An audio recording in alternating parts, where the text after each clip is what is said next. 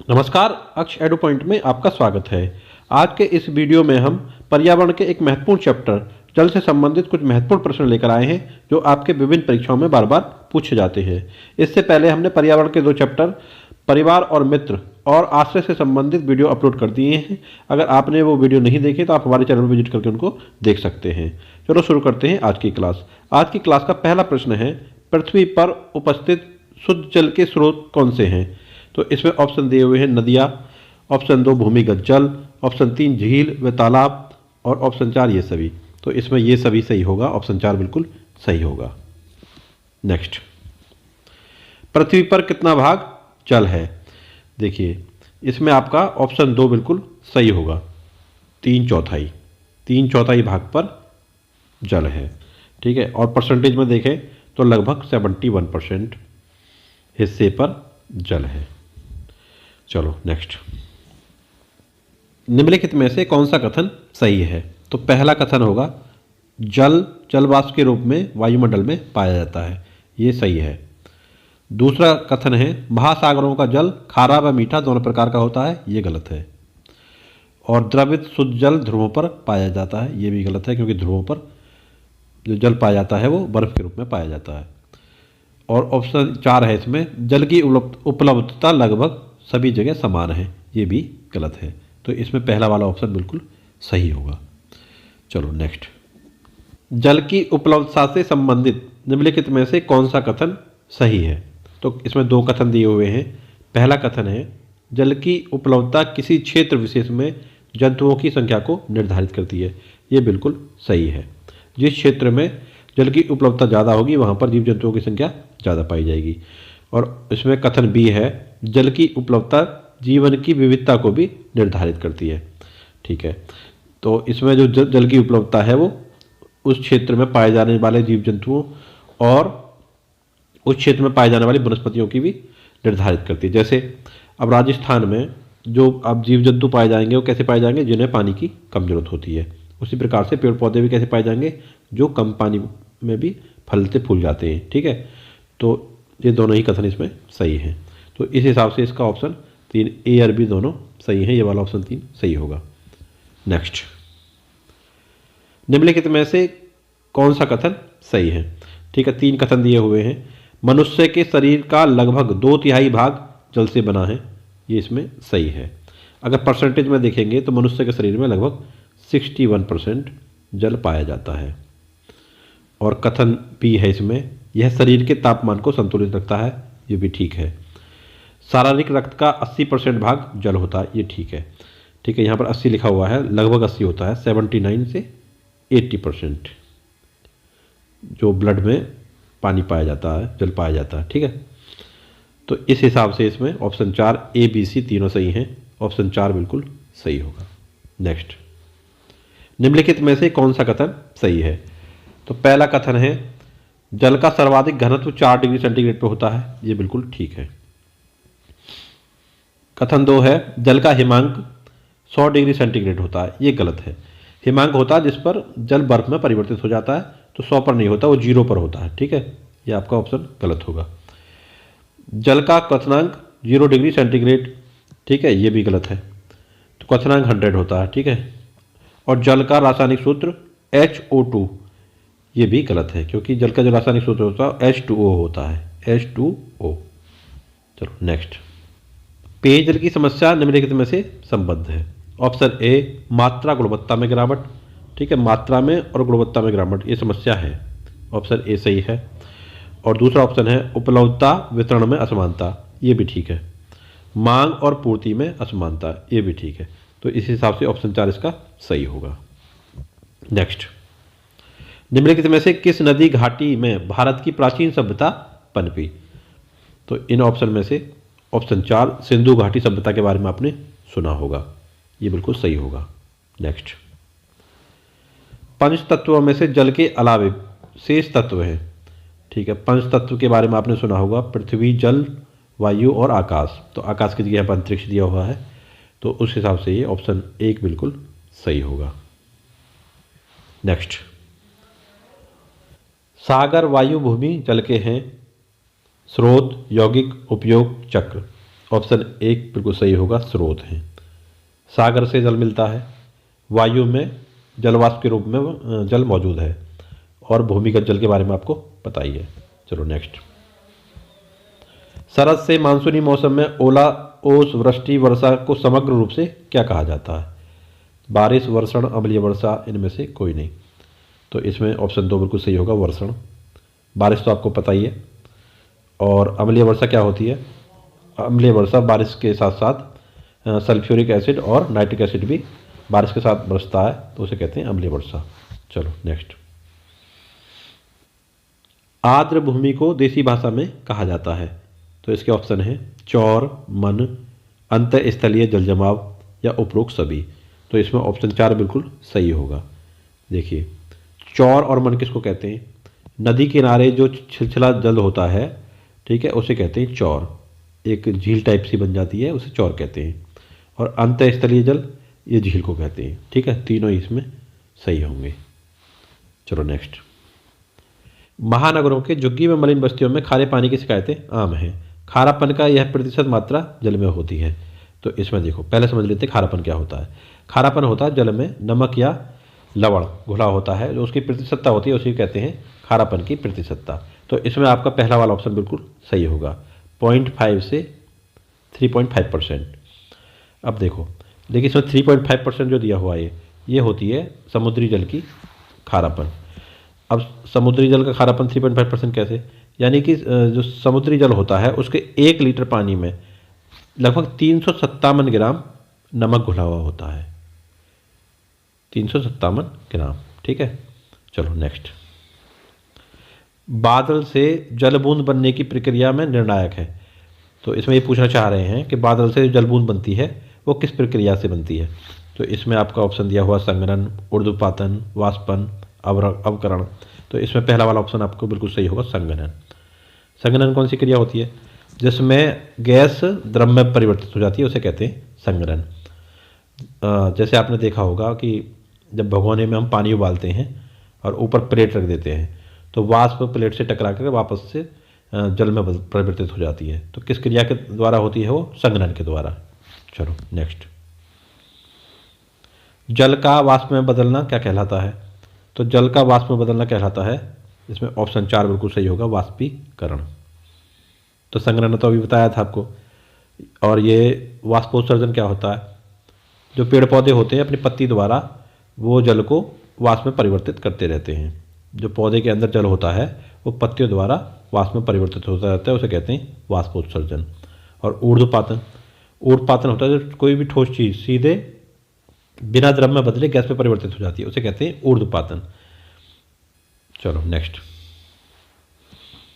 शुद्ध व मीठा पेयजल का लगभग 80% सुरक्षित स्रोत है।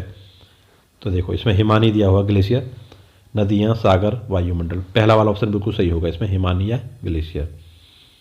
चलो नेक्स्ट। कभी गरजते कभी बरसते इंद्रधनुष के रंग परसते। इंद्रधनुष में प्रथम और अंतिम रंग युग्म है। ठीक है, तो आपको बताइए इंद्रधनुष में 7 रंग होते हैं। तो इसमें इसका एक क्रम होता है विबग्योर। विबग्योर मतलब पहला वॉयलेट और बाद में आ रहा है रेड। ठीक है, तो पहला बैंगनी और आखिरी लाल। पहला वाला ऑप्शन इसमें बिल्कुल सही होगा। चलो नेक्स्ट। इंद्रधनुष में इंद्र हैं जल देवता, वर्षा देवता, समुद्र देवता, वज्र देवता। तो इंद्र को जो है वर्षा का देवता माना जाता है। ये वाला ऑप्शन इसमें बिल्कुल सही होगा। क्रम थोड़े से ऊपर नीचे हो गए हैं, इनको आप देख लेना। नेक्स्ट। रंग रूप के आधार पर बादलों के प्रकार हैं, रेशेदार, गुच्छेदार, परतदार। तो सभी प्रकार सही हैं, ऑप्शन 4 इसमें बिल्कुल सही होगा। नेक्स्ट। निम्नलिखित में से कौन सा राज्य बादल से संबद्ध है? देखो, इसमें राज्यों के नाम दिए हुए हैं 4 के। तो इसमें मेघालय जो दिया हुआ है, मेघ का अर्थ होता है बादल और आलय का मतलब होता है घर, यानी कि जो बादलों का घर हो। तो इसमें ये वाला ऑप्शन बिल्कुल सही होगा। ठीक है, अब आपसे प्रश्न पूछेगा कि भारत में सबसे अधिक बारिश कहाँ होती है? तो मेघालय में होती है, मेघालय के मौसिनराम में। चलो नेक्स्ट। निम्नलिखित में से किसका अर्थ सिंचाई है? ठीक है, ये थोड़ा सा आसान प्रश्न है। तो खेत में पानी देना सिंचाई कहलाता है, ऑप्शन 2 इसमें बिल्कुल सही होगा। नेक्स्ट। सिंचाई के आधुनिक साधनों में उत्तरी भारत में प्रमुख हैं। तो इसमें देखो ऑप्शन दिए हुए तालाब, नहर, झील, कुएं। तो उत्तरी भारत में वैसे मुख्यतः नलकूप से सिंचाई होती है, लेकिन नलकूप ऑप्शन में है नहीं। तो उसके बाद नंबर आता है नहर का। ठीक है, ये वाला ऑप्शन इसमें बिल्कुल सही होगा। ठीक है, कुएं से अभी नहीं होती है, पहले होती थी। ठीक है, पहले होती थी, अब नहीं होती है। ठीक है, अब नलकूप से ज़्यादा होती है। ठीक है, नलकूप है नहीं, इसलिए इसमें ऑप्शन ये वाला सही होगा, नहर।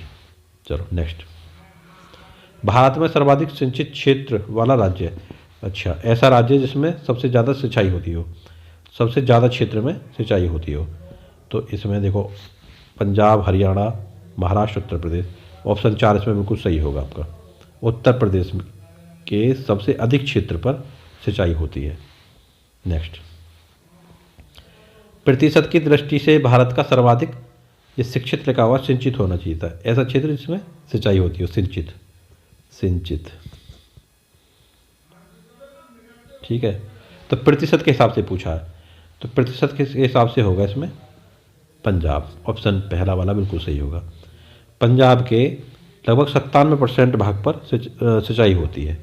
ठीक है, अगर प्रतिशत के हिसाब से पूछे तो उसमें सही होगा पंजाब। पंजाब में कितने परसेंट भाग पे होती है? 97% पे। और ओवरऑल पूछे तो उसका होगा उत्तर प्रदेश।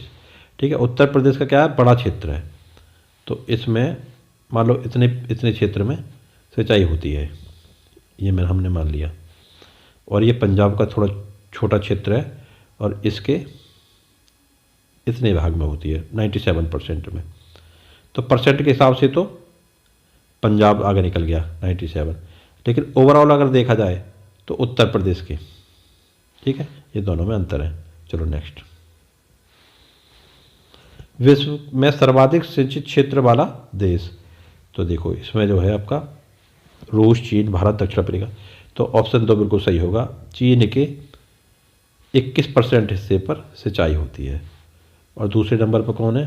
अपना भारत है, इस दशक के नीचे 20% हिस्से पर। भारत के 20% हिस्से पर सिंचाई होती है। चलो नेक्स्ट। भारत का सर्वाधिक असिंचित क्षेत्र वाला राज्य। अच्छा, ऐसा राज्य जिसमें सबसे कम सिंचाई होती हो। पंजाब, राजस्थान, महाराष्ट्र, उत्तर प्रदेश।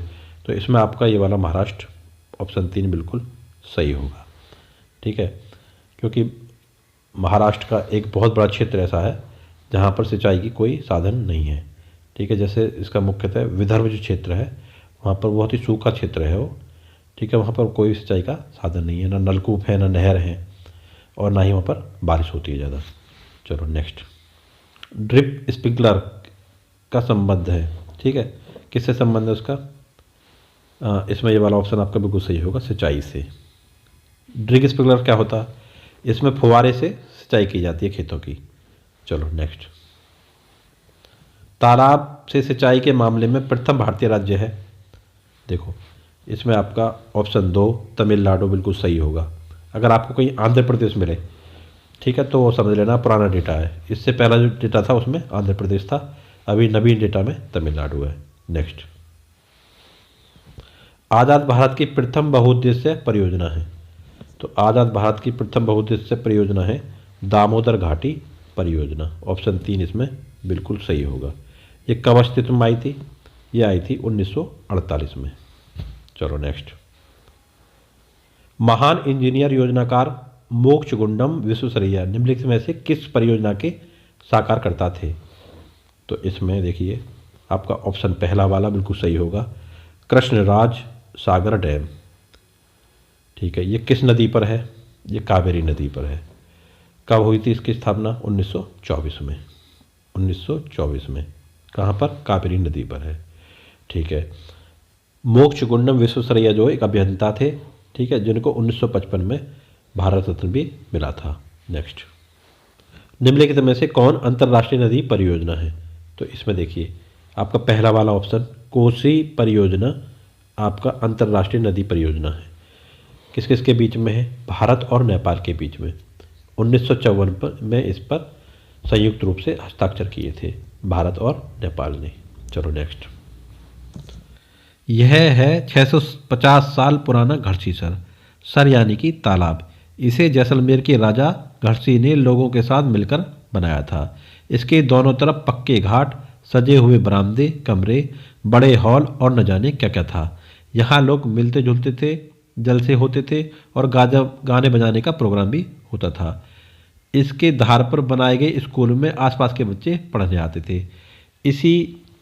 इस बात का ध्यान रखते थे कि तालाब गंदा न हो और साफ सफाई में हाथ बटाते थे। घड़सीसर कब बना था? देखिए, इसमें वैसे लिखा हुआ है 650 साल पुराना, ठीक है, तो उस हिसाब से ये 14वीं शताब्दी में बनता है। लेकिन जब एग्जाम में आपको प्रश्न आएगा तो यहाँ पर ये नहीं लिखा मिलेगा आपको 650 साल पुराना, ठीक है। तो अब हम थोड़ा सा इसके बारे में और जान लेते हैं। इसको बनाने की जो शुरुआत हुई थी वो 1156 ईस्वी में, 1156 ईस्वी में किसके द्वारा हुई थी? राजा रावल जैसल के द्वारा हुई थी। लेकिन 1367 ईस्वी में इसको अच्छी तरह से बनाया था किसने? राजा घड़सी ने, ठीक है। चलो, तो उस हिसाब से राजा घड़सी का नाम आया इसमें, तो उस हिसाब से 14वीं शताब्दी 1367 के लिए दिया हुआ है। चलो नेक्स्ट। अलबरूनी के अनुसार भारत के लोग किस सिंचाई साधन के निर्माण में माहिर हैं? देखो, अलबरूनी कौन था? अलबरूनी एक अरबी लेखक था जो महमूद गजनी के साथ भारत आया था। तो उसने बताया कि भारत के लोग तालाब के निर्माण में माहिर हैं। ये वाला ऑप्शन इसमें बिल्कुल सही होगा। नेक्स्ट, वर्षा जल संग्रहण के राजस्थान में निर्मित वास्तुकला का उत्कृष्ट उदाहरण है। तो इसमें ऑप्शन दिए हुए हैं आहड़, जोहड़, बावड़ी, हवेली। तो ऑप्शन 3 इसमें बिल्कुल सही होगा। बावड़ी क्या होता है? बावड़ी एक सीढ़ी नुमा झील होती है, ठीक है, जिसमें वर्षा के पानी को संरक्षित किया जाता है। चलो नेक्स्ट। उत्तरी भारत में कुआं पूजन नामक समारोह किस संस्कार का अभिन्न अंग है? तो उत्तर भारत के लोग सभी जानते होंगे इसको। तो इसमें पहला वाला ऑप्शन बिल्कुल सही होगा, जन्मोत्सव और विवाहोत्सव। नेक्स्ट, वर्तमान दौर में असंख्य कुएं सूखते जा रहे हैं क्योंकि ऑप्शन दिए हुए हैं, देखो, बोरिंग प्रचलित है, तालाब विलुप्त हो गए हैं, सीमेंटेशन, उपरोक्त सभी। तो इसमें देखो ऑप्शन 4 सही होगा, सभी सही हैं। अब देखिए, बोरिंग प्रचलित है। जो बोरिंग है वो बहुत ही गहराई से पानी को खींचते हैं, तो जिससे क्या हो रहा, वाटर लेवल बहुत ही नीचे पहुंच गए, इसलिए कुएं सूख गए, ये भी सही है। तालाब विलुप्त हो गए हैं। जब तालाब बहुत ज़्यादा थे तो उस समय क्या होता था, तालाब पानी को सोख लेते थे और उससे क्या वाटर लेवल मेंटेन रहता था, ठीक है, ऊपर रहता था, तो कुओं में पानी रहता था, ठीक है। तालाब सूख गए हैं, विलुप्त हो गए हैं, इसका कारण ये भी है। और सीमेंटेशन, क्या हो रहा है कि जो कुएं हैं उनके चारों तरफ सीमेंट लगा दिए गए हैं, ठीक है, तो जिससे पानी का रिसाव नहीं हो पाता, नीचे वर्षा का जो पानी है उसका रिसाव होकर पानी ज़मीन में नहीं पहुंच पाता, जिससे वाटर लेवल जो है बढ़ नहीं पाता, ऊंचा नहीं हो पाता, तो इसलिए कुएं सूख गए। सभी कारण सही हैं इसमें। चलो नेक्स्ट। तरुण भारत संघ नामक संस्थान जिसने बहुत सारे तालाबों का उद्धार किया, संस्था के जनक मैग्सेसे पुरस्कार विजेता, ठीक है, तो इसमें आपका ऑप्शन 3 बिल्कुल सही होगा, राजेंद्र सिंह, ठीक है। राजेंद्र सिंह को जल पुरुष भी कहा जाता है। चलो नेक्स्ट। नीरू मीरू कार्यक्रम की तरह हजारों जल सैनिकों के प्रयास से किस जुड़वे शहर की जलापूर्ति सुनिश्चित की गई? अब देखिए, नीरू और मीरू कार्यक्रम क्या है? नीरू और मीरू कार्यक्रम आंध्र प्रदेश सरकार द्वारा एक चलाई गई पहल थी, किसके लिए? जल संरक्षण के लिए और गरीबी उन्मूलन के लिए। उसी की तरह से तेलंगाना राज्य के हैदराबाद के जल बोर्ड द्वारा सिकंदराबाद और हैदराबाद की जलापूर्ति के लिए एक पहल शुरू की गई, ठीक है। तो इसमें आपका ऑप्शन ये वाला सही होगा, हैदराबाद और सिकंदराबाद, ठीक है। अब देखो आप, हैदराबाद और सिकंदराबाद को क्या जुड़वा शहर कहा जाता है, और दोनों शहर हुसैन सागर झील के द्वारा अलग अलग किए जाते हैं। तो ये थी आज की क्लास। अगर क्लास आपको अच्छी लगी हो तो वीडियो को लाइक करें, चैनल को सब्सक्राइब कर दें। इसी चैप्टर के जो बाकी प्रश्न हैं हम अगले वीडियो में लेकर आएंगे। मिलते हैं अगले वीडियो में, तब तक के लिए नमस्कार।